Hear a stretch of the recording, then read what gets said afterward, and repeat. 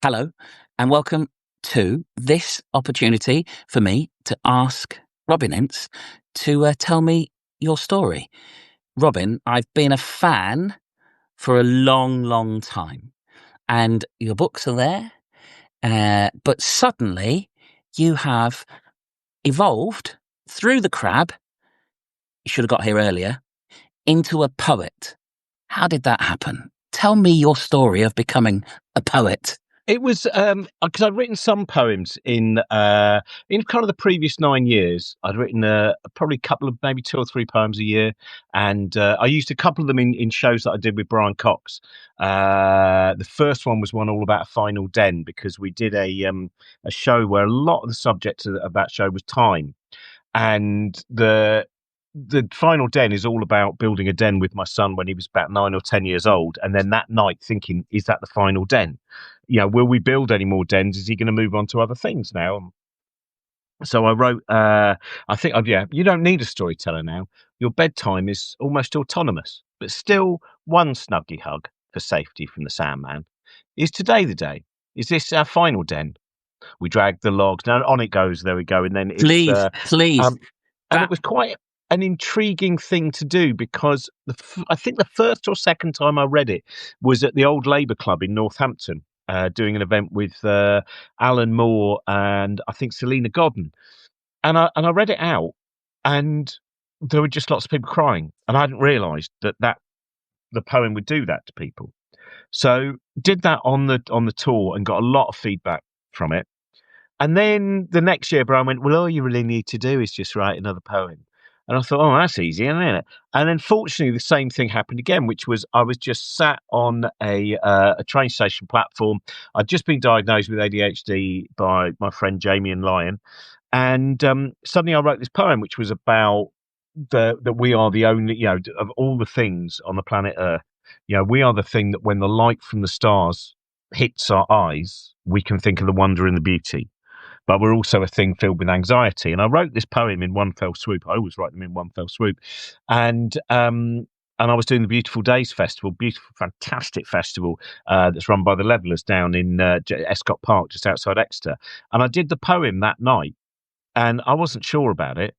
And then various people came up to me in tears again. And this one woman who was about my age, who was a physicist, said, I know what the poem's about.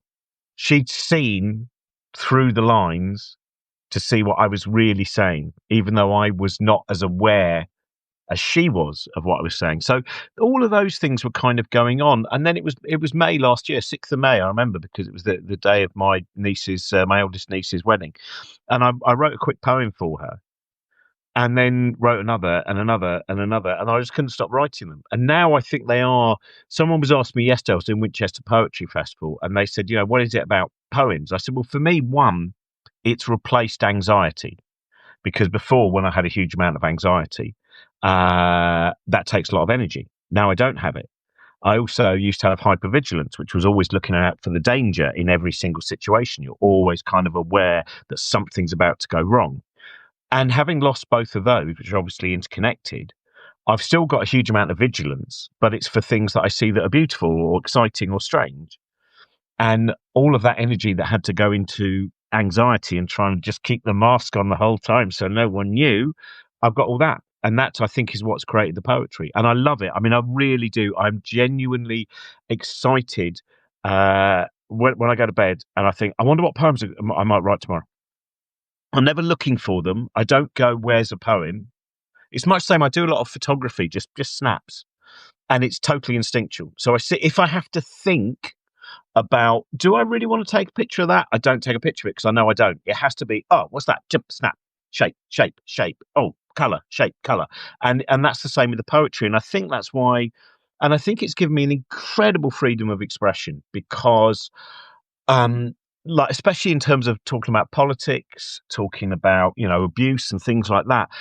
if you just do that in prose, I think an audience can disconnect or go, oh, I'm not sure. But if you have some form of rhythm, whatever it might be, if you've just thought a little bit about how the words interconnect and you're creating shapes that might be a little bit enigmatic occasionally in the mind of people, I think you can get across things that can be very, very intense that people, I mean, I wrote a poem yesterday, which I won't do now because it's a poem for a brilliant writer called Lucia Osborne Crowley. Lucia Osborne Crowley has written this book called The Lasting Harm. She spent she would go up at 1 o'clock in the morning to make sure that she would be one of the 4 journalists that would get into the Ghislaine Maxwell trial, so she could actually, be in the room. She would stand in the New York winter at 1 o'clock in the morning, queuing to get in just on her own. And it's about what she saw. She herself was a survivor of a lot of stuff. And I wrote a poem about Jeffrey Epstein as well, based on what she wrote in her book. And I don't think I could in any way get away with some of that stuff if it was prose in performance. Mm. And the Jeffrey Epstein poem was one which I wrote it and I put it up with loads of trigger warnings. And then I thought, I don't think I can ever perform it live. I don't know. This just feels, because it made me feel physically sick, because it's from his perspective of the way he groomed these children. And then the next night I was playing Stockport, wonderful bookshop called the Serenity Bookshop, and Serenity Books. And Kelly, who runs it, said, do that poem tonight. And I was like, I don't know. She said, do it. And I thought, well, she's a woman telling me to do this poem, so I feel that I've been given, and the first person who came up to me was a woman in her 60s and who had lived a lifetime of a lot of abuse. And she said, keep doing that poem. And so I think that's what and I also love it for, you can turn it, one of my favourite poems to do is, I was walking around Glastonbury and my friend Trent overheard a woman say, do you think a cream tea will null the effects of the acid? And you hear something like that and you think, well, that has to become a poem now, because you can't not turn the idea of, it's the fact that, and it's a perfect for an ADHD mind, because you see something, the spark happens, scribble, scribble, scribble, scribble, scribble, and then you become excited by something else, but you've completed it already. You've got the basic thing there. You have that lump of a poem, and I think it does help me. It helps me understand. I think it's got me into more trouble in some ways, in a good way, because I think there's never been a more important time to talk against the huge cultures of sexual abuse, of the rise of fascism, of what is now seen as acceptable racism. And I think it's given me even more of a voice, which certain organisations may find problematic. And who's bothered about those? Because we need voices. We need the joy and the love that you seek, and the rage and the echoes. And anyone, I'm sure everyone here who's with us live, just gets to experience these. And I get the idea that when you're reading something, on one of your poems, it's like oven fresh, it's like a cake that's just come out. It's still it's too warm and too sticky to be cut, but I'm not waiting anymore. I've got to have it now. And then, so they're such a privilege to share. Do they, having seen your live shows many times, famously, I really love the fact that you come out with a big wedge of postcards, Yeah. and then it's usually this high. You cover this many. Are the poems satisfying? Like you say, all of those little tangential lines. It's like, oh, got that. Done. Move it on. Yeah, because I always find ways to make sure that there's disruption. There's never an order. Like when I was playing Penzance the other week, so I put together like just a load of poems, knowing I wouldn't get through all of them in the first half. But I'd kind of just go, actually, no, I will. Oh, no, I'm not going to. Yeah. Oh, actually, I'll tell you a story about Margate and Marua. And then in the interval, because there were so many people I was talking to, I had no time to get the stuff that I'd sorted for the second half. So I thought, well, I'll have to make the second half out of whatever's here. And then at one point I said, about half an hour in, I said, actually, there's one that I really want to do and it's not in this pile. So just hang on a minute. And I just ran to the dressing room, kept shouting. So they knew I was still there, pull that. So that immediacy and that ability to change. Like I always, when I was doing my lunchtime show at the Edinburgh Fringe, I would write a poem every morning so that the beginning of the show would be a brand new poem. And I'd often wake up thinking, Oh, I wonder if I don't find a poem today. I wonder if it doesn't happen. I just start walking, and 'cause I'd walked a lot. Um, that's another thing. It's really helped in terms of I walk miles and miles every day now, because again I'm able to take in things that before were just warning signs. Now I can take in what I'm seeing, and every day I would have a new poem, and it felt again tremendously freeing. I would start off, I had a bunch of slides which were things that I'd seen on the way in that I just found interesting, and I could open with a new poem, and then whatever happened after that. So, um, because your writing is always has been both, very informative, very researched, but also very honest. Very, you've told us so many stories of your family and also your childhood. Now we're of a similar age. You know those people that get stuck in, like, they still attach like school years, even though they're men in their 50s or whatever. Mm. Oh, I would have been a year above you, type of thing. But all our references are the same. There's a poem that just made me smile. And there's sad poems and there's beautiful poems and thoughtful poems. The Happy Sofa is one that Oh, could yes. you read that to me? Let me Because I find just that. adore it. It's page 88. Do you know If what's you're fun following along at is home, I just dug that picture out. I don't know if anyone can see that. That is the yeah. room that had the happy sofa in it, and that's me Ah, with, I think, a Game and Watch. oh yeah, yeah, Um, yeah. one of those things. And so let me see. Yeah, happy. I mean, again, that's what I love about the kind of immediacy of it.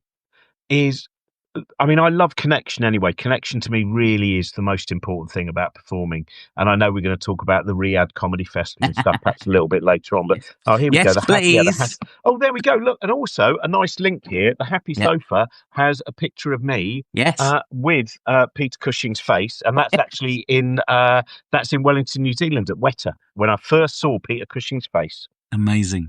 So this is about that joy for so many kids, and sometimes it changes, but it's very often a similar thing. Sometimes it's horror, sometimes it's fantasy, sometimes it's science fiction. Very often it remains Doctor Who. I'm safe here, safe behind the sofa, secure behind the stuffing, and I'm ready. I'm ready for Karloff shuffling and werewolves snuffling, and the muffled cries of another poish bride, tied down, hung up, walled in, ready to be severed as the pendulum swings. You see, here, my dear, my fear has an off button. I can be cozy with Lugosi. I can commit to Ingrid Pitt. I can feel the chill with Lionel Atwill. I can shout, "It's alive!" with Colin Clive. I can feel sorry for Peter Lorre, and I'll eat a fly with Dwight Fry. I'll hide the bloodstains of Claude Rains as they redden the snow, and I'll be a creeper with Rondo. I'll fight a ravenous eel for Barbara Steele. I'll visit a morgue in Manchester for the hand of Elsa Lanchester. I'll scream like a coffin-encased banshee for just one word from Christopher Lee. And I ain't messing you when I tell you I'll embroider with Ernest Thesiger. But then, the truly terrifying. The screen turns black, the end of the monster's ball, and I'm back. I'm back to the playground of school, where the bullies rule and the off button is just glued to on. And I wish I was gone to the place where I am free, hiding happily behind the settee. Thank you very much. Thank you. Because that resonates so much and I think it will resonate for so many. Those of us who get lost in whatever it might be, our music, our books, TV, our comics, our model making, our board games, whatever it is. And because they are the places that we can control how scared we are and we can expect it. And then there's the unknown of the outside. And I once I was a child, but I also used to be a teacher and I'm a parent as well. And I look at children and I can, and I just imagine and I hope that they have those happy, joyful places that I know I retreated to as well. So I'm very grateful. That's I don't think I've got it in this part, but I wrote a poem about Doctor Who called Delia. I was doing an event with John Higgs, who's a wonderful writer on so many different things, from William Blake to the Beatles, and his latest book is all about Doctor Who. and we were doing Glastonbury, and we talked for ages about that sensation in your stomach and your mind when you heard that bubba da bum, bubba da bum, bubba da bum, bubba da bum, and it's like, oh, it's happening now. The place now we are surrounded by, and I think, yeah, finding those places and then having the passion as we get, one of the things that I think is very freeing sometimes when you find your people is, and then even more so when you find out that your people, perhaps we all share different executive function things that mean that we're linked, whether autism, whether ADHD, all these different things. And you realize that one of the things that we thrive on is being passionate rather than being snippy. So, this is, I've talked about it a lot of times before, but I often find if I'm hanging around with a bunch of neurodivergent people, there's no snippy games to try and pull the rug from under you, because you've got too many other things to talk about than the fragility of your ego. And that's why when I was interviewing people for the Normally Weird and Weirdly Normal book, so often they would go, oh God, sorry, I'm really banging on now, aren't I? And I say, no, it's really interesting. But I realized that they, like me as well, and I'm sure you as well, people go, yeah, what are you going on about that for? God, why are you so interested in that? And it is, in fact, there is, I want to recommend someone else's book of poetry. This is someone called Andrea Gibson, sorry. And Andrea Gibson is, or was, they died unfortunately in August. Just the first poem that I read of theirs. It's in, what a title, You Better Be Lightning. And there's this poem called Acceptance Speech After Setting the World Record in Goosebumps. And it really connected with me as well, because I thought, oh yes, sometimes we try and hide what we're passionate about because we know people will smash it if you reveal what you love. And that's why hate is so stolid. They can throw that around, whereas love is a far greater risk, but with a far greater possibility. So this is Andrea writing about that change in them. I wasn't by any means a natural, was not one of those wow hounds born jaw dropped. I was tough in the husk, went years untouched by rain, took shelter seriously, even and often especially in good weather. My tears like teenagers hiding under the hoods of my eyes, so committed they were to never falling for the joke of astonishment. When I was told there were 7 wonders of the world, I trusted the map, believed I'd seen none of them. Of course, beauty hunted me. It hunts everyone.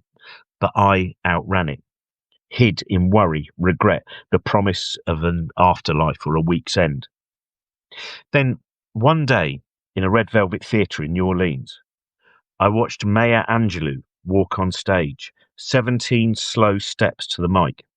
She took a breath before speaking, and I could hear God being born in that breath. And that is just, it's just, it's there are so many. It's interesting. Again, in the same way that I'm more often drawn to kind of LGBT and women authors, in terms of the poets that I found most inspiring, it's people like Audre Lorde, and it's people like Alexis Pauline Gumbs. I've got I saw. I met Joelle Taylor. She just won the T.S. Eliot Prize recently. Yes. So I saw Joelle Taylor perform Contour in at Bradford Literature Festival, and I'm sitting next to my 17-year-old son holding his hand because it was so electrifying. I have very little experience of the 80s and 90s lesbian bars of Soho. And I certainly have none of the experience of the violence and the abuse and the loss and the heartbreak and the joy of that community. But I lived it. And I said to my son, I turned to my son, it's like that was lightning in a bottle. That was, I was annoyed myself that I went straight to a male reference. And that was like a Picasso moment in art. The first time you see something that makes you go, oh, because I remember that. I remember seeing a Picasso live do an opening 10.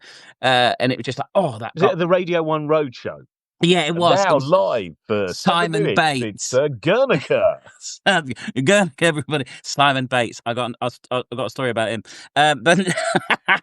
But yeah. So poetry really is starting to speak to me, and it's landing with me as a man in my mid-50s now. It's just absolutely fantastic. Before we But it's move that great on, thing when you find out, like somewhere in this pile, because it's a more recent one, I wrote a poem about a man in red trousers who went into the Dormouse bookshop, and which is a beautiful bookshop in Belper, just outside Derby, and the owner, she mainly stocks, in terms of fiction, it's mainly female authors. There's so many amazing authors, and he stood in the middle of the room and just went, "I see there's no books for white middle-aged men here." And I just thought, oh my goodness, the things you are missing because you've decided you can only read people who've had your experience of life. Here's one actually that I've never done live, so I'm going to do it for you now. oh, It's about my friend Grace Petrie, and I know you've seen Grace Petrie I as well. have I certainly. like Yeah. in the next book in particular, there's a lot of poems which have just got one person's name, and they're kind of a celebration of them. But this is, if you don't know, hopefully quite a few of the people watching now will know Grace Petrie. Really fantastic activist, singer, currently doing a stand-up tour as well. So I wrote this for her birthday. Butch and Spiky, transgressive hedgehog, anthem activist. Diva for the dispossessed, angel of empowerment, leads the choir of those who refuse to fit, who won't commit to expectations, fall in line and hide their love and passion. She is a hand that reaches through the fog, pulls out those at risk of drowning in the dancing waters that demand a binary. In Billy's Field, we saw her first, singing of the worst of love, of monstrous jealousy and cars about to fail their MOT. We didn't detect her stage anxiety, just the fire in her belly, the desire to build something better. And then Lindsay and me drove away beyond the tour, repeatedly listening to her first LP, beyond Lee Delamere and up the M4. And now I watch every crowd before her, just like we were, smitten and addicted, excited and incited, singing along and free to be who they are and what they know they should be. And it's just, and Grace is just, it's again, it's I have no shame. That whole thing that you're meant to, I often use that quote, Kathy Burke's, in terms of, I'd rather be woke than an ignorant twat. Yes. And I don't, I do understand why the press and the media have so few voices that are like that. Is because they are more often than not regressive institutions who are constantly startled or befuddled by any form of change. Oh my God, a pronoun, all of that stuff. It's like, I was talking last night about mental health, and today actually, this morning I walked across a bridge near me, and just over a canal, and I saw there was a sunflower hanging in the handrail, and it's because there was a young woman who took her life one morning there when she was 18. And I was thinking about all those people who belittle, what's it with kids and their mental health? What's it with young kids? How they're with it? And last night I was saying, well, I've realised that my mum suffered from depression for most of her life. Her best friend, Joyce, we never knew, but Joyce was probably bipolar. My godfather's wife, again, going through this, the kind of adult male that I was closest to, apart from my dad, was a man called Hans Verhoeven. And Hans had grown up in Holland during the Second World War and seen terrible things. And it was only when he had dementia that the family started to see that he'd obviously had PTSD his whole life, because some of the kind of the mask, the protection that he'd worn started to fall away, and they started to see the younger man before he had become that victim of PTSD. And I just think, again, I don't care. I really, like in Edinburgh this year, I mean, I never go looking for reviews, but I didn't care if I had a single review. I didn't care about, and all I cared about was to be in a room where, when we're all out afterwards, everyone feels we're a gang, in the best way of being a gang. We're a gang of oddities and eccentricities, and to create. I did a Joanna Neary, brilliant Joanna Neary, who's currently on the Ideal tour with Johnny Vegas, and she's been getting amazing reviews. we did an event at the Lamb Inn in Eastbourne, which is one of the greatest pubs. Honestly, I promise you, if you live anywhere near Eastbourne, go to the Lamb Inn. The woman who runs it is the most marvellous person. I actually said in Bibliomaniac, the book I wrote about book tours, I said the Lamb Inn is the closest to George Orwell's The Moon Under the Water. It's so close to it. I said the only thing is you can't buy stamps there, and she doesn't sell aspirin. And when I saw her after she'd read the book, she went, one, obviously I'd always nip out to the post office to get any regular stamp if they need it. Two, that timber beam there, very often in the cracks of the beam, has loads of Alka-Seltzers in it, because regulars pop an Alka-Seltzer in there so that if they come in Sunday morning going, oh, hang on a minute, there's some up in the beam, and they've stored it there already. But yeah, so we were doing this gig there. You know, I did a load of stuff about the book, and Joe did some hilarious characters, and then we just mucked about together. And this woman came up to her afterwards and went, oh, it's so nice to see an evening of kind comedy. Yeah. And the thing is, people will immediately, your Jimmy Carrs and all that will go, oh, kind comedy, oh, it doesn't sound that sort of way. But of course, within that kind comedy, we also did talk about major events within the world. Yeah. But we didn't talk with a sneer. We didn't talk with cynicism. We didn't talk as bullies. And yeah, Joanna, if some of your anyone watching this, if you ever see Joanna Neary's playing near you, go and see her, because you will see a show like no other. Brilliant. Yeah, and a brilliant recommendation. Wife on Earth, I think, is her handle on. That's right. Yeah, it is. Instagram. Yeah, Wife on Earth. Look, one of the things I'm really pleased about is you've prevented your butler from interrupting you during this show. Yeah. But they are currently packing your bags for Riyadh. That's right. Yeah, I'm off to Riyadh. Yeah, but it's nice because Jimmy Carr's been in Riyadh. He lent me his Gurkha butler. Yeah, I mean, that's again another thing where today I've had a lot, because I've been talking about this, because I think if you're an incredibly rich person, in fact, before you're even incredibly rich, I always think that I've reached what I would consider to be the Goldilocks zone of possibility at the moment, which is I earn enough money to make decisions about what I do and what I don't do. So I don't have a big house, I don't drive a car, but I'm comfortably off. You know, I can go to the Oxfam and buy the books that I want, and I can afford to use the train, you know, all those things. So it means that, and I realised there was a point that I reached, because I've worked with people who are very, very wealthy, and I thought, if you get very, very wealthy, then your whole social circle changes, and you all have to go to the. I mean, I was thinking about this when I was a couple of weeks ago. I was in a, I don't know, Motel 1, or kind of reasonable budget hotel, and I was just on the bed after a gig, just eating with a teaspoon a cold tin of lentil soup, and not with any sense of poor me. I was totally happy with it, as long as I've got a quiet room and a tin of cold soup. It turns out I'm all right, Yeah. And so watching what's happened in Saudi Arabia, this is financed by the government itself. Yeah. So to explain, it's a comedy festival in Riyadh, which is funded by the Sovereign Wealth Fund of the government of Saudi, which of course is very complicated, especially if you are a female, a comedian, a journalist, someone who speaks out. So freedom of speech is something that we can kind of argue and joke and dismiss here, but in Saudi, of course, it's life threatening. So there's a Sovereign Wealth Fund comedy festival featuring. It's Jimmy Carr, Jack Whitehall, Louis C.K., Bill Burr, which I think for many is the most disappointing one. Omid Jalili,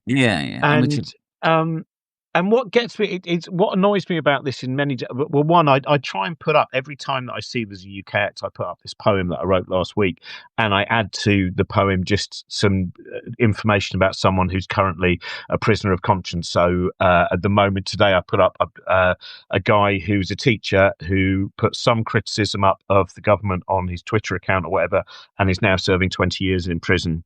The other day, it was a fitness instructor who was given 11 years in prison for, I believe, going to the supermarket in the wrong attire, and also putting up some kind of progressive female stuff as well, feminist stuff. And someone like Jimmy Carr, he makes a lot of bother about they're probably going to cancel me now. And it's this whole like he's a free speech beacon, because most of the comics who most often go on about free speech, it's not really free speech they're interested in. It's hate speech, it's demeaning speech, it's dehumanizing speech. Anyone who's interested in free speech is like my friend Barry Crimmins, who sadly died a few years ago, and he was the most remarkable human being. There is a movie made by Bobcat Goldthwait about him called Call Me Lucky. I warn you, right, I'm going to mention sexual abuse now, just as a little bit of a kind of warning. But even though Barry would have hated me doing that, but Barry was raped when he was pretty much a toddler, and it gave him this fire to always fight for the people who were being bullied and always fight against the bullies, and that severely affected his career, of course, because he was seen as being difficult and dangerous. But he would always say, he'd say, the people that I hate most are the ones who go, well, actually, I'm politically incorrect. Oh, well done for supporting the oppressive status quo while pretending to have a rebel position, you rancid sack of horse arseholes. I think it was rancid sack of horse arseholes. And that's the thing, is all these free speech comics who, with the exception of Bill Burr, who has recently said some really great things and interesting things. Very interesting. And his journey as a comedian as well, and so him going and him talking about it afterwards. If you've seen, there's a social media post going around, him talking about comedians doing gigs for Libyan Gaddafi's sons and 15 years ago, and then him talking about what a great time he had in Riyadh. And I do think, when you've got those people, or indeed people who've been cut up with bone saws and put into suitcases, this is, and it's not the same. People keep going, but I mean, what, you wouldn't go and work in the USA then because of the government? I said, well, I wouldn't work for their government. No. And it's a big difference between working in a country which has a lot of political difficulties and oppression, and working for the people who actually convey the oppression onto actively. People. Yeah, and it's fun. Just I wrote. Shall I do the little poem? Please. It's just called "Wanking with Louis in Saudi." The edges of the edgy comic are a geometry of non-Euclidean bigotry. He challenges the powerless eagerly, loves to be derogatory, though carefully, so he won't damage his lovely, lovely fee. And his cheerleaders add the illusion that his punching down has nobility. Free speech, free speech, free, he declares, before taking a pile of cash from Saudi. His speech is never free. Who's got the biggest case of money? Shake hands with sheikh and kings who execute their critics, then make excuses that your appearance was an ironic take on human rights abuses. And of course, most people won't care about this. I understand that. Again, it's been this. Or people will say things like, "Oh, it's interesting you're saying that," because actually, you go, "Yeah, we will all be hypocrites in the current state of neoliberal society." But some people are trying to avoid, when they can, that level of, I don't really want to get involved in that injustice. I really would like to speak out about this. I don't want to be silent about that. Whereas being a millionaire and deciding you need another million or 250,000 or whatever. And I've had people saying, but you do it if you're offered that money. And this is another thing that people will often do, which is in the same way as when someone like Katie Hopkins will go, I'm just saying what everyone's thinking. They have such little empathy that they really, like a toddler, they cannot imagine there's anything else in the world. And having turned down quite large sums of money on various different occasions, ones that would have made a difference in terms of, the quite a large percentage difference in terms of my earnings in a year, I do know that I would turn that down. And, there was a certain point where I can't remember how much money it was, it would have amounted to probably 60% of my earnings that year for doing a tour with someone. And when I turned it down, I was actually like, no, it's good. I'm glad I did that, because I didn't want to do it. I didn't do it, and I can still survive, and it's going to be okay. And I think what the other side want to do all the time, it's in that same thing that everyone is so scared. Everyone's just been turned into an individual. and that sense of community disappears. So everyone becomes, again, it's the hypervigilant thing. Everyone's a threat. Are they going to take the job that should be mine? Are they going to take the job that should be mine? Are they going to? And so once you have that level of paranoia, once you have that level of anxiety, it's very hard to think in a true sense of camaraderie or comradeship. It's it's not intangible, is it? You can understand the difference between that free speech and saying people can say whatever they want. I think there's some comedians who say some incredibly powerful and outrageous things if you want it, but they're coming from such an angle. But I was watching a social media post on Charlie Kirk and his technique, his debating technique, which was the caveat. So set up a caveat and then the force. So it was and as I'm watching, I was thinking, well, that's what edgy comics do. It's the same model. It's like set up, sidestep, bring in something else. If you want to say something outrageous, pretend it was your nan that used to say it. Well, back in my day, my nan used to say this about people, but not me because my best mate's one of them. Whatever it meant, that kind of like folding of excuses just to get to the point of that. And I don't think I do think it's the same with people like, Casey, what's her name? Hang on a minute. I'm just going to keep talking because my phone is a little bit old and I've just seen where the red bar is on it. Okay. So you just keep going. Okay, yeah. That caveat, I can get away with it. I can say anything. Now, actually, whilst that's happening, now's the chance to, if you want to ask Robin a question, I'll go over the chat, the things you've been saying. Now's a chance to type it in, and we can throw that at Robin. So take this moment and if we don't get to it, we've had a lovely time anyway.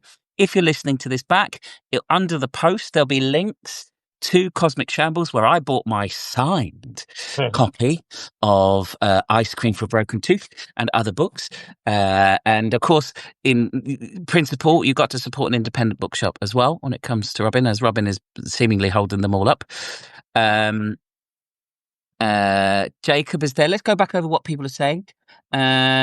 We've got, Barry's put in the link for Call Me Lucky movie.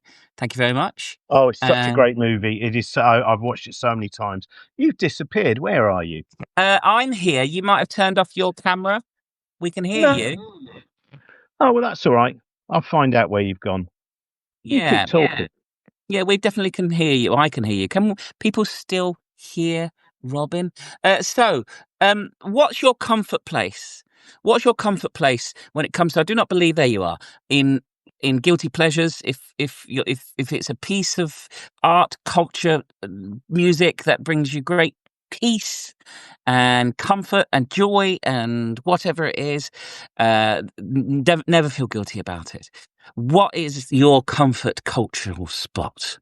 Well, one of them is, and I talked about this with Joel Morris on his show, which is the film The Fallen Idol by Carol Reed, who also made The Third Man and Oliver.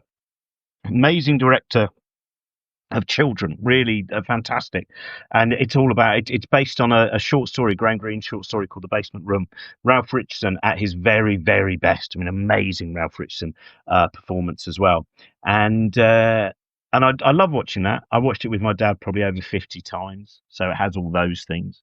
The TV version of Tinker Tailor Soldier Spy. Yeah. Again, has those. It's interesting. When I remember the last few years of my dad's life, and I would often, because I'd always been such a morbid child as well, I would kind of look around and wonder what would become unbearable when he was no longer alive, because I would see something and it would trigger something. But I've actually found out that doesn't happen, or hasn't happened for me, partly because he was old when he died. I know other people have been far less lucky than I was. And I now just really enjoy every time that I see something that sparks that connection, or something that reminds me that it does, it does create that, that ghost, that benevolent ghost of like today. I will tell you this. When the last night of my dad's life, we was at Stoke Mandeville Hospital, and all the family that could be there were there. We were reading him Tarka the Otter, which was his favourite book. And don't know how conscious he was, whatever. And then the priest came. My dad did have belief, and did his, not last rites as such, because he's not Catholic, but, said some prayers over him. And then had one of those little olive wood crosses that I believe it's always olive wood. And placed it in his hand, and it was the first movement we saw, and he just gripped. And we said to the undertaker after, we said, you have to make sure he's buried with that cross. And I just found in my phone today the pictures of, because I took a few pictures of his hands when he was holding that, because it was such the tightness of the grip on that. And my fabulous friend Rachel Taylor Beals, who I did a little album of poetry and music with, she's going to make it into a painting, because I think anything with the photograph would be too raw and is too private ultimately. But to turn it into a painting means to share and I've just been writing a poem about that. Again, it's that thing which is nothing's off limits. Nothing's off limits in terms of just going, yeah, I realise that for some people, this is like, I wrote a poem, it's in the book actually, called Rigsby, which is about the last year of my life, of my mum's life. She had dementia, and anything with a long narrative was harder and harder for her. But oh my God, Rising Damp, was just a place of utter joy. So Rising Damp would be in there as well, not merely from that connection, but because I think it's a masterpiece. And no people go, you probably couldn't show that nowadays. Yeah, you could, because it's really specific about Rigsby being a racist. It's not like Love Thy Neighbour, which kind of is a bit wobbly on that issue, even though it's intended to do that. Eric Chappell, he was a genius in the way that he wrote it. They are the most perfect 25-minute farces. And Beckinsale and Warrington and Delator, it's just great. Yes, absolutely. I watched it a few years ago, and it was just like, and the film, love the film. So there are some questions coming in. Any music recommendations for Barry, please? Well, my favourite, I really recommend Petrol Girls, not particularly new band, about 2014, 2015, I think they began. Am I allowed to swear on this? Fucking yeah. Right, fucking great, because they got a song called Touch Me Again and I'll Fucking Kill You. And it is such a great anthem as well.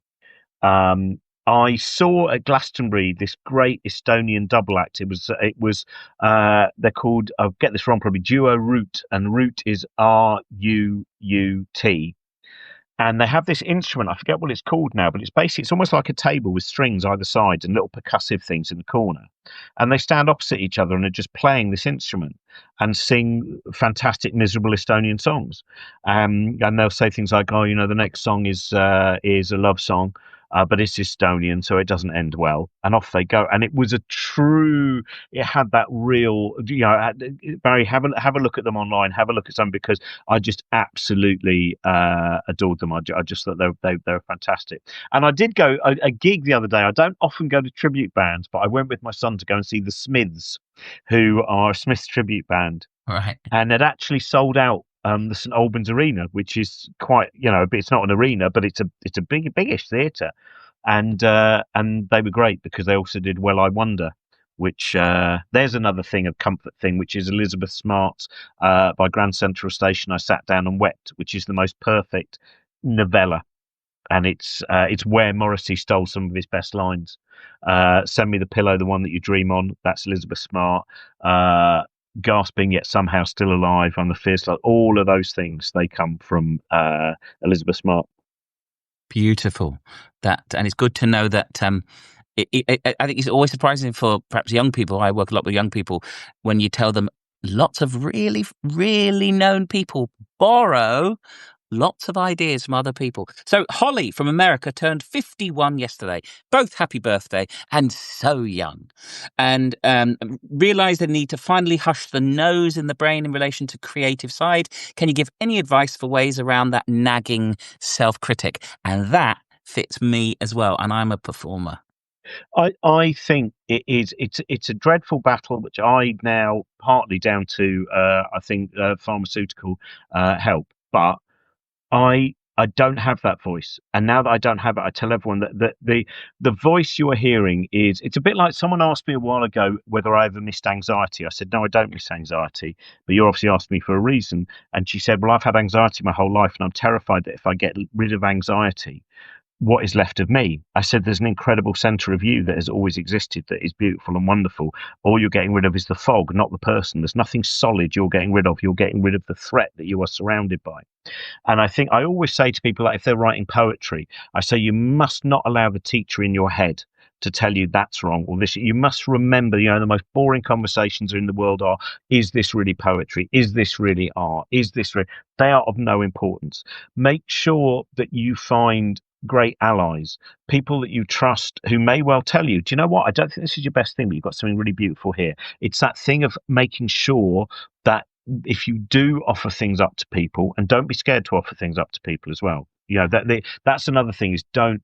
I found when I first started writing books, I would always start the day going, well, I'll just go back over what I wrote yesterday. And all that meant was I rewrote and rewrote and rewrote and rewrote and rewrote. And in fact, the normally weird and weirdly normal, when they sent me the copy edit, so they basically finished the edit, they said, do you want to have a quick look over? I said, no, because I cannot have a quick look over, because I'll change a little preposition there and then an adjective there and then maybe that paragraph there. So I think it's also to allow yourself to put it in some form into the world, whether it's into the hands of someone else, whether it's just putting it up online to see the reaction to it. Get it out there as quickly as possible, because the longer you stay with it, the more you will find there's an error here. And my mind was only made of errors until 4 years ago. And know that there's no rules when you create. Like when I was doing a thing with Rachel and my friend Jacko as well, Jacko Jackzik, who's in King Crimson and stuff. We did an event at Latitude, and they were playing music along to some of the poems. And it was like, well, what are we going to do? I said, well, you both written different bits of tune, so yeah, we can do that. And I said, and it doesn't matter. The only thing that matters is that we have a really nice time up here, because that will spread. And the next day, Rachel sent me a message going, oh, by the way, I'm really sorry. I think I came in at the wrong place on a couple of things. I said, no, you didn't, because there wasn't a right place.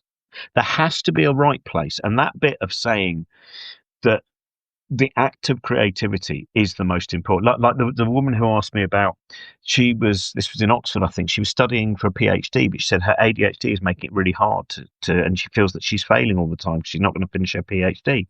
I said, why are you doing the PhD? Are you doing the PhD because you love the subject? She said, yeah. I said, well, that's the important thing, isn't it? You have found a system of traveling in this space. The final certificate is not the ultimate thing.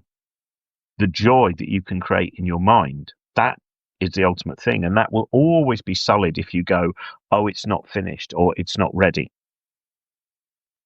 Thank you. And Holly, I don't know about you, Robin, I always get very emotional when people share something with me, whether it's like a young person reading their story, in front at an assembly. When I'm very lucky, I work with families of children, and a child will come up and read me something they've written. I cry at brass bands, but there's something so brave about making something and then sharing it. And we all have the nagging nose in our brain, but also we are surrounded by people. It was like, oh, what's that? I got, I get emotional, when I think about Scottish dancing and Welsh Eisteddfods and Cornish, pipe bands. And then I think about, people walking past an English country folk dance going, what are they doing over there? Yeah. There's nothing more English than an English country folk dance. And yet that in kind of popular society in England, nationalism is a plastic flag from China. So the beauty of sharing something, it's majestic. Now we've got two questions here. What was your favourite fiction book you read as a child? That's from Jacob. And do you still reread it? Well, I suppose I read it when I was 10, so hopefully I'm allowed this. It would be Hitchhiker's Guide to the Galaxy, which I know is such a common answer. And I love the fact that I still meet people who are half my age or less. In fact, I was given a lift the other day by someone who must be in their mid-20s, and they had found Hitchhiker's Guide to the Galaxy. And I mean, before that, it was all the Doctor Who books. I love those Target adaptations. They were so important. I also used to love Bunty annuals. I loved Bunty. I always preferred the girls' annuals to the boys' annuals, which always seemed to be obviously until 2000 AD, and then everything changed. But yeah, so and I do return to Hitchhiker's Guide to the Galaxy, yeah. And I have no, I mean, books that I didn't read when I was a child, but which I've technically described as children's books, are the Moomin books, and I absolutely adore the Moomin books, and I've read all of those now. And Tove Jansson, again, the size of the heart of Tove Jansson, the size of the heart of Ursula K. Le Guin. You see, this is why they remain. This is why people need to reread them. This is why people do reread them, is because they continue to connect through love and through inquiry and through curiosity. Yes, joy and love. And Claire asks, how often do you rewatch The Young Ones?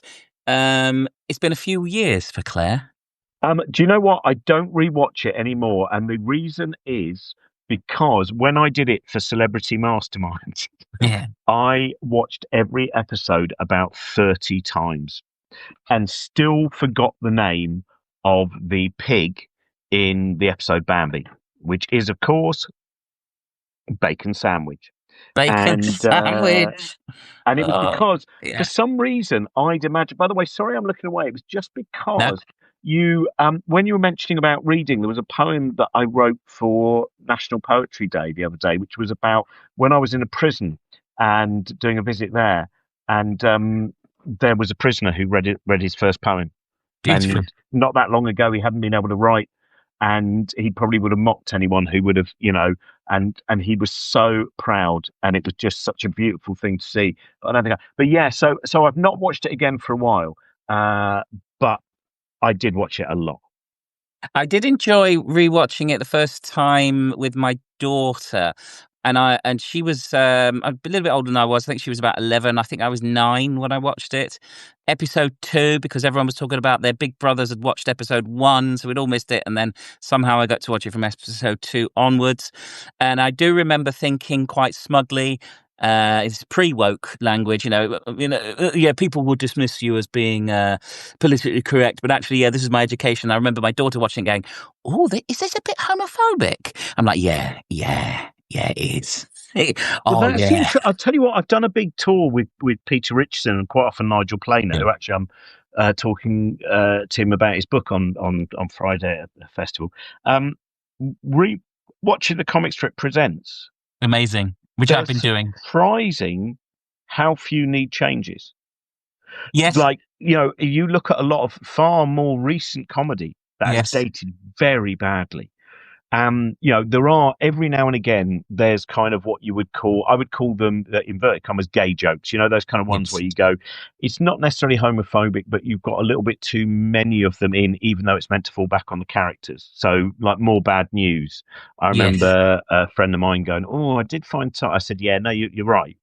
But actually, pretty much all the ones that Peter wrote with Pete Richards, and Peter, this is an interesting thing. Unlike your kind of John Cleese figure, who might say, well, I mean, you can't have the major anymore. It's ridiculous, isn't it? And you go, well, the reason you can't have the major is really because most people don't know the major anymore. Like, for our generation, in a lot of villages, in a lot of small towns, there was the major. Yeah. Now, it's not an archetype that means that much to people. No. And Peter is the opposite. Peter is constantly going, oh, I want to get rid of that. Actually, I don't think that the gag works. Like in Five Go Mad in Dorset, where there's a racist moment with the gag. And when we were growing up, it was so clear the joke is on the five. Yes. But he now worries that because the cultural knowledge of Enid Blyton even is not quite what it was. No. So he gets rid of those things because he's more interested in people coming to the work than him preserving every tiny little bit. He's not like, and he's always cutting them down. I think he's cut about 50 minutes out of Churchill, the war years, the Hollywood years, rather. He's always ripping them to bits. I always say to him, I said, your perfect comic strip presents, they'll all be about 2 minutes long. Why not? Josie has been inspired. Josie's always wanted to try writing poems for a while and not knowing where to start. I think I'll just give it a go. Bang, that is the way to do it. It's exactly that. And don't feel there is no rule. You find the rhythm that works for you. You find the language that works for you. You create, it's, and you don't have to read, like, I've the first year that I was writing poetry, it's only recently that I've really started reading a lot of other poetry, because I thought for the first year, I just want to write and I don't want to let too many other voices in my head. That's now, of course, I can go off in all these different directions and I find so many different ways of using words. And so again, what I would say to Josie is, don't let that teacher in your head. Just go, and savor the joy of going. It's that joy of going, who wrote that? I don't know who wrote that, because it just came out of my head. That's beautiful. Thank you. And Holly has said, that they also get emotional if someone's brave enough to share their true self, and that's what I think you do, Robin. Is this, and of course, I'm not going to pretend it's unfiltered. Of course, you're a thoughtful, empathetic, grown up. But the way that you share yourself, artistically, creatively, and now poetically, is just so resonant for me, and I'm so grateful. Well, I just That you loved took it. this time. There is nothing more exciting than being in the, and it's also that thing. It's about, I think, a lot of it is you're all standing on the same level. You know, sometimes you watch performers and you know that there they are up on the stage and they are kind of looking down on you and saying, "Here is me, and I am wonderful." And then there are those brilliant performers. You know, Josie is a great example of that. Josie Long, you know, who there's beautiful connection when I watched her show. If anyone sees the Now Is the Time for Monsters, Me her too. tour is coming to a nearby town, go and see it, because time watching Josie Long is never time wasted. Absolutely. And neither has this been. Thank you so much, Robin. Thank you.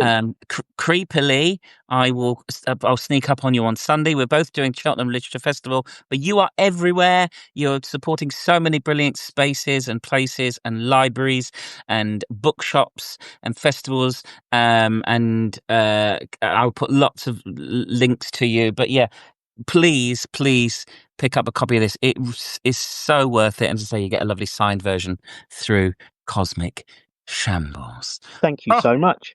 Oh, thank Have you, a lovely Robin. night, everyone. Yes, thank you very much.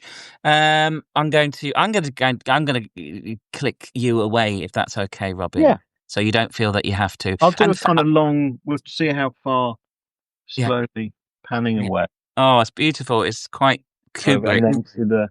Yeah. Oh, that's what we want to see. This is what we want to see. All I ever want to do is look at your piles of books. You've saved the good stuff for the end. See you, Robin. There he goes. Oh, thank you so much. Thank you so much for joining us. How was that for you? Are you aware of Robin's work? Have you seen Robin live? I'm a fan. Did it come across? Thank you, Claire, for getting me to ask Robin about me. I wasn't going to do that, but I saw you. Now, tell me your story. This is not the first of those. I've talked to lots of brilliant people. I'm going to be talking to more brilliant people, which I'm going to announce next week. I'm going to take a couple of weeks off because I'm performing myself up and down the country. I am a storyteller. I read ghost stories and tell stories to families and children. But if you follow, then hopefully you'll stick around. I think you'll enjoy the people we've had. But Tuesdays, 8:30, Tell Me Your Story live. You get a chance to listen and join in. And on Mondays at 9 p.m, I read ghost stories. I do. And they all go on there's dozens of them on my YouTube as well. I read ghost stories live on a Monday night, and then we have a chat about it. Robin is brilliant live. Do catch him. It is life affirming, isn't it? When you go to see, and Grace is the same, Grace Petrie, and Josie Long is the same. When you come out and you're puffed up and you're like, yes, these people, I hear them. They hear me. They speak it and they say it and they feel it, and I'm not alone. That, as a kind of a 50-something ADHD neurodivergent person, Robin's book made me feel less alone. And good people, other people, neurodivergent people, when we connect and when we enjoy and when we're enthusiastic and when we share and when we're open and when we're honest, and when you've got someone like Robin who does that publicly, I wish there was someone like Robin when I was a teenager. That's all I'm saying. Josie tried to see Robin at Latitude, but the tent was too full. And Jacob got the same from the book as well. Wonderful. I'm going to say thank you so much.